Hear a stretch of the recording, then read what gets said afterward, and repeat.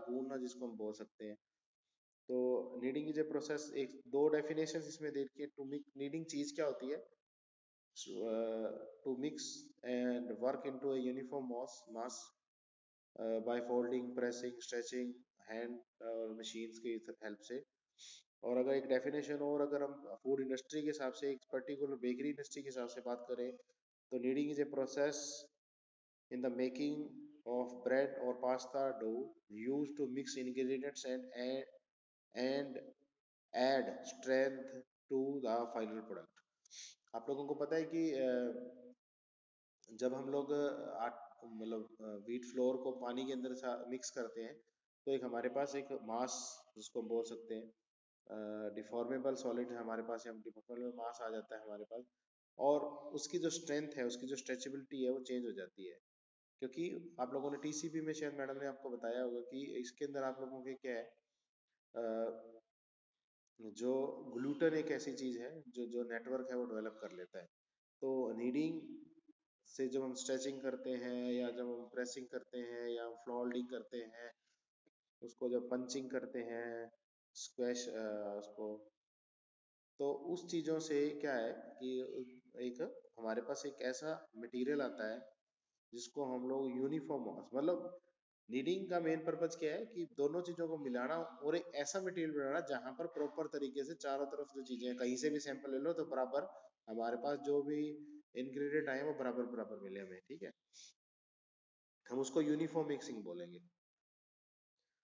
अच्छा, मिक्सिंग के इसी टॉपिक के अंदर आपके एक होमोजेनाइजेशन आया हुआ। होमोजेनाइजेशन आपको बता रखा है कि होमोजेनाइजेशन क्या होता है। Homogenisation of dispersed system involves reduction of size of dispersed particles, such as reduction is achieved by action of shearing force. Shear can be applied to the fluid by mechanical agitation or by forcing the, देखो agitation क्या है, sorry homogenization क्या है। चलो आपको एक बताते हैं कि एक आपने देखा होगा कि पानी और जो हाँ, क्या कहते हैं, चलो इस चीज़ में आप डिटेल में इसको ज़्यादा कॉम्प्लिकेटेड यहाँ नहीं करेंगे, आगे होमोजेनाइजेशन करेंगे। होमोजेनाइजेशन बेसिकली क्या है, आप लोगों को इजी वे में अगर समझना है, तो दूध के अंदर जब आप घरों में दूध लेते हैं तो होता क्या है, थोड़ी देर बाद जो क्रीम है वो ऊपर आ जाती है, ठीक है। अब वो क्रीम ऊपर आ जाती है, जो अदर फैट के अलावा जो मटेरियल है वो नीचे रह जाता है, मलाई जिसको आप बोल देते हैं। अब अगर मैंने उस दूध को होमोजेनाइज कर दिया तो उससे होता क्या है, जो पार्टिकल साइज है मिल्क के फैट का, उस पार्टिकल साइज को मैंने रिड्यूस कर दिया। और वो रिड्यूस होने से क्या होता है, जो पार्टिकल साइज रिड्यूस होने से, साइज होने से वो ऊपर नहीं आते, मतलब आते तो है, काफी डिले हो जाता है, उनका जो टाइम है वो बहुत ज्यादा डिले हो जाता है। इसलिए आप कभी भी देखोगे कि जो पाउच मिल्क है, पाउच मिल्क का मतलब जो थैली में दूध आता है, उन दूध को होमोजेनाइज किया जाता है। तो उससे क्या होगा कि जो क्रीम है वो अलग से दिखाई नहीं देती। उसके अलावा अगर आप बात करें, जैसे जूस इंडस्ट्री है, जूस इंडस्ट्री में भी क्या होता है, जैसे आपको बताया था मैंगो, मैंगो जूस आता है, गवावा जूस आता है, इनको इसके अंदर भी क्या किया जाता है, पल्प। अब जैसे घर में आपने मैंगो शेक बनाया तो आपने देखा होगा काफी काफी ज्यादा मतलब पल्पी सा, ये काफी ज्यादा क्या कहते हैं, पार्टिकल बड़े बड़े साइज हो जाते हैं। अगर ऐसे ही चीज को हम लोग बॉटल में पैक करते हैं तो क्लियरली क्या होगा, पल्प नीचे बैठ जाएगा, पानी ऊपर आ जाएगा।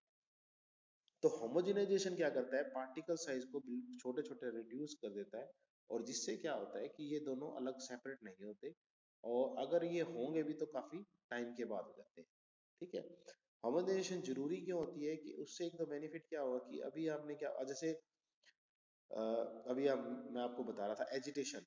तो एजिटेशन और होमोजेनाइजेशन दोनों आपस में रिलेटेड कैसे करते हैं आपको बताता हूँ। जैसे कि अब जब मिल्क को पास्चराइज किया जाता है तो दूध आएगा, दूध को फिर हम लोग क्या करते हैं, होमोजेनाइजर से पास करते हैं।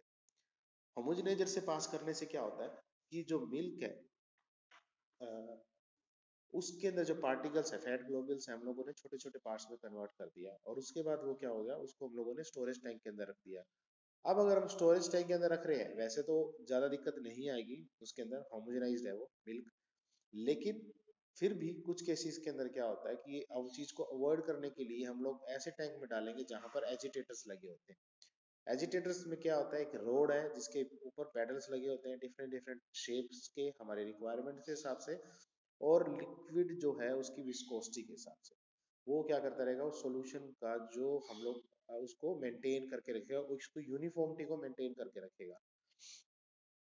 उसके अलावा जैसे आप कुछ जगह में क्या किया जाता है, मिल्क पाउडर से दूध में, मिल्क पाउडर को दूध में कन्वर्ट किया जाता है दोबारा पानी डाल के।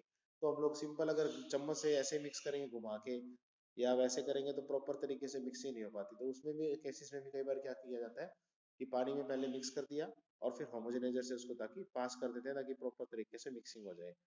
ऐसे मैंगो पल्प वाले केस में है, अगर हम होमोजेनाइज नहीं करेंगे मैंगो पल्प को और पानी को और आपने बॉटल में पैक कर दिया तो उससे होगा क्या कि जितना भी पल्प है वो कुछ टाइम के बाद धीरे, वैसे तो केमिकल डाले जाते हैं लेकिन फिर भी वो इतने इफेक्टिव नहीं काम करेंगे अगर हमने उन्हें होमोजेनाइज उसको नहीं किया।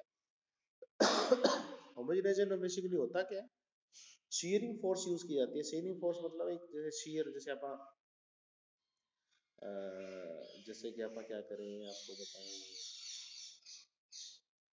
एक आप कोई, हाँ जैसे कि आप क्या कहते हैं कि घर में आपने देखा होगा दिवाली के टाइम में जो पिचकारी होती है उसके अंदर से आप एक पिस्टन लगा होता है और पिस्टन से जब हम पानी को प्रेस करते हैं तो छोटी सी नोब से जाता है और प्रेशर से जाता है। तो वहां पर जो नोब है वहां पर शीयरिंग फोर्स लगी हो रही है। अगर उसकी उस पानी लिक्विड के अंदर मैं क्या करूँ, कुछ ऐसा मटेरियल डाल दूं थोड़ा सा सॉलिड सा और फिर प्रेस करूं तो वहां पर उसके पास शीयर फोर्स लगेगी, ऐसे खिंचाव वाली प्रोसेस लगेगी, जिससे क्या होगा कि वो आपस में वो क्या हो जाएंगे, उसका साइज है वो रिड्यूस हो जाएगा। तो कुछ इसी तरह के प्रिंसिपल पे काम किया जाता है कि यहाँ होमोजेनाइजेशन के अंदर बेसिकली खासकर प्रेशर होमोजेनाइजेशन के अंदर क्या किया जाता है कि हम लोग प्रेस करते हैं मटेरियल को और प्रेस करने से उसको छोटे बिल्कुल ही माइन्यूट होल से पास करने की कोशिश की जाती है, पास किया जाता है, जिससे क्या है वहां पर जब वो पूरे प्रेशर उसके ऊपर पड़ता है तो जो पार्टिकल्स हैं वो काफी छोटे साइज में रिड्यूस हो जाते हैं। होमोजेनाइजर जैसे प्रेशर होमोजेनाइजर बेसिकली इसके अंदर यूज किए जाते हैं।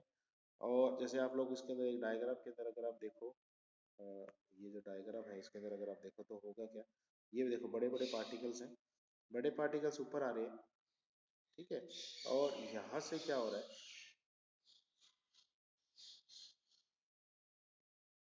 यहाँ से मटेरियल आ रहा है और यहाँ से ये वाल सिस्टम लगा हुआ है, ठीक है, ये पिस्टन अरेंजमेंट लगी हुई है इसके साथ।